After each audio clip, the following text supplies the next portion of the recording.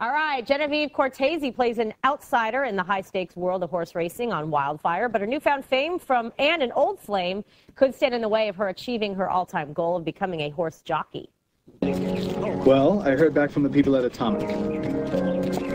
Yeah, I gave him attitude. I didn't get the job. Yeah, you gave them attitude. And you did get the job. I got it? Yes. They wanted the real deal, and that's you. Nice job, and she's here with us. Welcome. Thanks. Good to have you. Thank you. Now, you play, obviously you're very good on a horse on the show, but I understand that you grew up kind of all over the place and you have some experience on horses to begin with. Huh? Yeah, a little bit.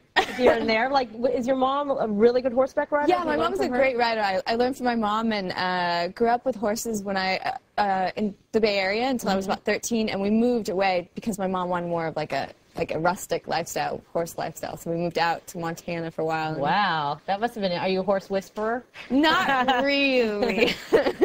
Now, in the meantime, on the show you play a bit of a bad girl, but were you a good girl or kind of mischievous, in your life growing up? Probably both. Like, did you sneak out of the house? I definitely snuck out of the house. I had my fun, but yeah, I actually one time rode my horse across the golf course and That's nice. In the middle of the day, like when people were golfing? Yeah. And what happened? I think each hoof print was like a couple $100 or something ridiculous. Oh, wow. Wow. Awesome. And I bet a lot of golfers were yelling at you because they take the greens very seriously. A little bit. I mean, I've been yelled at taking a cart across, let alone a horse. Yeah, I found that out. So you learned that lesson, right? Yeah. Now, also, last season ended with a bit of a cliffhanger. Now, are we going to really find out, like, toward the beginning of this season, what it is, or are you guys going to keep us hanging a little bit longer?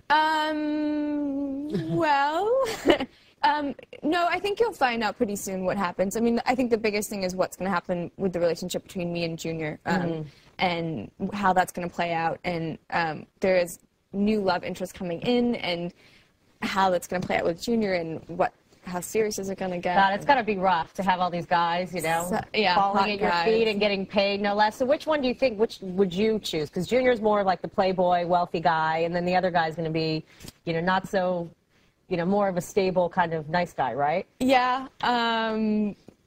Well, I know I know one guy's wife, so I have to okay. But in general, do you like the guys that are a little bit more unavailable, or the available ones? I don't know. I like the more artsy, musician-y types, so probably they're unavailable. I guess that's what it sounds like to me. Now, also, meantime, you went to NYU. Yeah, so what is it like to be back in New York? Does it feel like home? Yeah, it is home for me. I mean, all of my best friends, my girlfriends are still out here, and I just love this city. I mean, I love walking everywhere, and there's so much stimulation and constant, stuff going on. Adrenaline rush just by walking outside. Yeah. It's nice. Well, thank you, New York. Glad to have you back. Thank you so much. Thanks for coming in, and you can catch Wildfire tonight on ABC Family. And coming up in the next hour, an extreme wedding for an extreme couple. I'll tell you which bad girl rocker tied the knot.